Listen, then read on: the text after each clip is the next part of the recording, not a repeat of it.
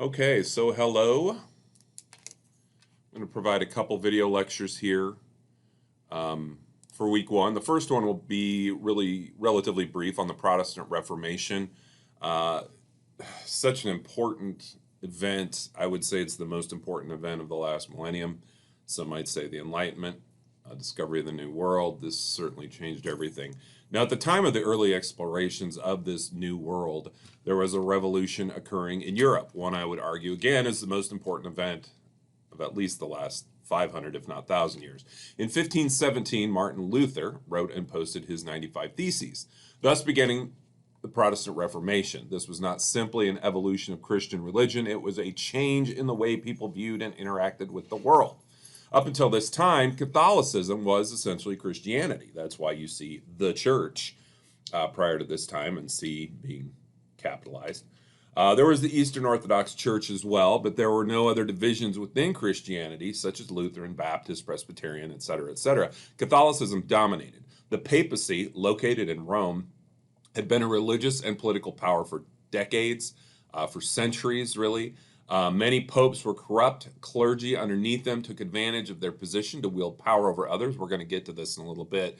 But at the time, and it's important to recognize this, of course, coming out of the Middle Ages at this point, but Middle Age society and culture, it's important to touch upon a few things. During the Middle Ages, there were essentially three types of people in Europe, the three estates, if you will. Those who prayed, those who fought, and those who worked. Those who prayed, of course, were the clergy. They represented the first estate. They held the greatest honor and were considered the highest social order, as they were considered the closest to God. They were often exempt from taxation and were not held accountable to law as all others were. The second estate, the nobility, were those who fought. The third estate was the peasantry, those who worked the fields for the higher groups. Today, we view the clergy as modest folks who do not earn great riches and sacrifice for the rest of the society. But during this time, things were a little bit different. Now, the growing antipathy toward clergy, papacy, and the Catholic Church led Luther, a guy named John Calvin, and other reformers, Jan Hus, for example, to call for change. Up to this time, again, the Catholic Church not only dominated Europe, but it held the most power, more than any state in Europe. The modern conception of nation state was not truly defined until the end of the Reformation and the Hundred Years' War, which is kind of considered the end of the Reformation. But this modern concept we have of statehood or of a country did not really develop prior to this time. And so you have different empires, of course, and the most notable would be the Holy Roman Empire, which certainly dominated Europe. And these religious leaders, more than any local rulers, more than anybody else, really held a lot of power. Challenge to the church was simply not accepted until Luther posted his 95 Theses, and these Protestant reformers challenged the church and its leadership. Now, this paved the way for different sects of Christianity, but it did more. And again, we're going to get into these specifics, and specifically the connection between the Protestant Reformation and the development of culture in the New World that would become American culture, American political ideals, et cetera, et cetera. But again, what this did, it created different sects of Christianity eventually, but it also created more of a focus on the individual. And Luther, in particular, called for what he said was the universal priesthood of all believers. What did he mean by this? No longer did an individual have to rely on the clergy or the authority to understand the Bible. Individuals now could read and forge their own understanding. Centralized authority of the Catholic Church was thus obviated, and new views on worship began to emerge. Now, one thing that's important to recognize here is the creation of the movable printing press, Gutenberg, around this time, which played an integral role in this transformation. But we're going to get to that here in a minute as well. Now, what were some of the issues that led to this antipathy toward the clergy? One was simony, which, included the sale of church offices. So what a clergy member could do would be if an office came available, they could sell it rather than put the right person in place. What did this lead to? Of course, unqualified people became cardinals, they became bishops. This leads to the buying or selling of ecclesiastical pardons, of offices, emoluments. And this is obviously corruption in the highest form. And we see this with the papacy as well. There's another thing, and this was kind of one of the key issues that Luther focused on, was the idea of an indulgence. What is an indulgence? People at the time paid money to the church to absolve themselves of sin or the sin of loved ones. Now, this would help to finance the Crusades centuries earlier, but it also filled the coffers of the papacy and the church. It enriched the Catholic Church, and it enriched the Pope, it enriched bishops, etc. Because again, basically what they're telling people is you pay us, and then you're absolved of your sin, and you're good to go. The Johann Tetzel quote, which I've always appreciated, as soon as the coin in the coffer rings, the soul from purgatory springs. We also see nepotism. Favored family members were appointed to important church offices. For example, Leo X, Clement VII were sons of the Medici family. The Medici family, of course, held great sway. These two were probably not cut out to be popes, but that's for a different class. Also, the idea of pluralism, an official holding more than one office at a time. Now, think about that in a political arena. If somebody was a mayor and on the city council, that's too much power. This again leads to anti-clericalism in general. People did not like the riches that were garnered by the clergy, the extravagant lifestyles they led, the fact that they were exempt from taxation and civic obligation required of all others. They were treated as special citizens, more important than the commoner, and entitled to a higher quality of life. Now, something I mentioned earlier, prior to the movable printing press and the translation of Bibles, which was also important, that's another thing that Luther was involved in, the common person did not understand Latin. The Catholic Church, of course, had Mass in Latin up until the 1960s, I believe. But because the Bible is in Latin, church services are in Latin, the people did not understand what was being told to them. Thus, the clergy held all the power. They explained the Bible to these people. They dictated to them what they were meaning in church, and the understanding of the Bible was thus seen through their eyes. If that makes sense. I mean, everything religious here is filtered through the eyes of the authority. Kind of similar to the cave, if you've read Plato's Republic. Basically, people were told what to think with regard to religion, and they followed accordingly. Protestant reformers sought focus on how people understood their relationship with God. And again, this leads to some significant changes. First of all, you see the democratization of the church.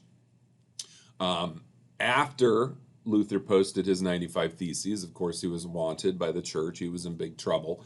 And again, you did not challenge the church. So individuals who found Luther enlightening, who found Calvin or Jan Hus enlightening, would have to find ways to meet. So they met in homes, in back streets, they discussed scripture and how they felt they should interact with God. There was increasing distrust of the church and its dictates.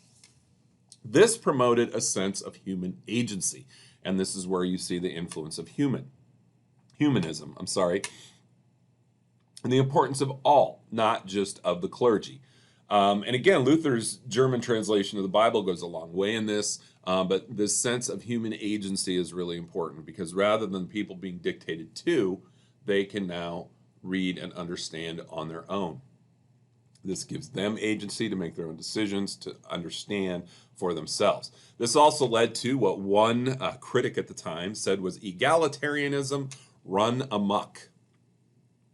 The Protestant Reformation provided an opportunity for people to worship on an individual level. Prior to this time, again, and prior to Gutenberg's press, people were told what to think by religious authority. They could not read, so they could not read the Bible on their own, whether they, again, you can't read, if you don't understand Latin, you can't read a Latin Bible, but many of these people couldn't read, period.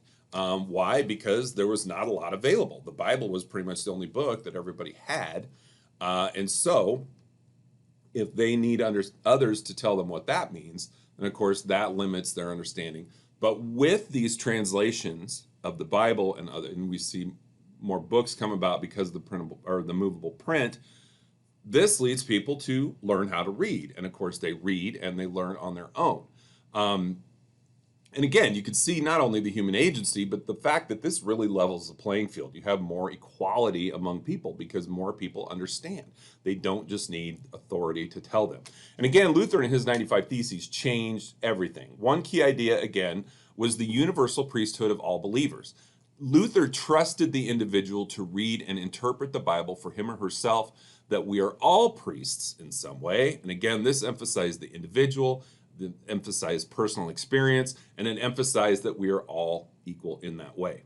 This reinforced, again, the power of the individual, and in so doing also laid the groundwork for the individualism that would be associated with the Enlightenment, and later with institutions or ideas such as freedom, equality, and democracy.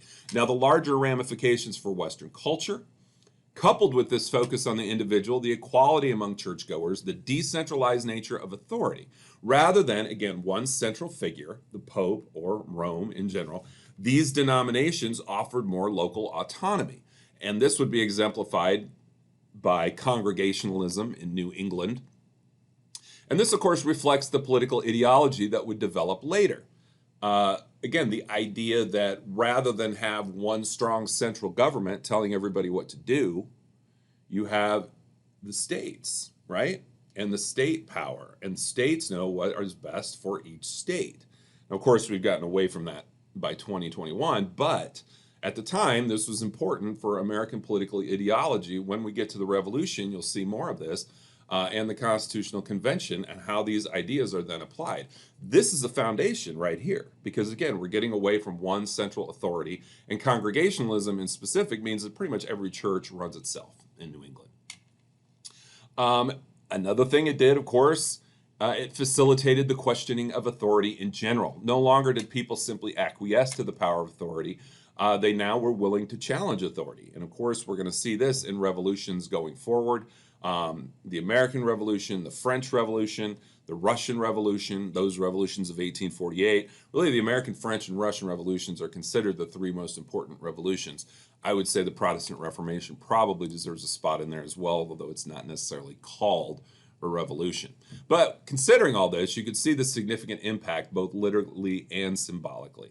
But again, the larger importance, Luther said no to the Catholic Church. He said no to the largest authority in the world at the time. His actions not only changed Christianity, but they opened the door for people to no longer simply be told what to do, but to be willing to dissent from authority, to find information on their own, to school themselves so that they could, again, make their own decisions in their lives. Now, these reformers, again, challenged the preeminent authority in the world, and it's no coincidence that after this time we see the other revolutions that I mentioned. Now, again, the lasting impact on the West, it lays the intellectual foundation for the American Revolution that would occur a couple hundred years later, which we will again get to. It really lays the foundation for American political ideology, the focus on the individual, the idea of equality, that everybody has a voice.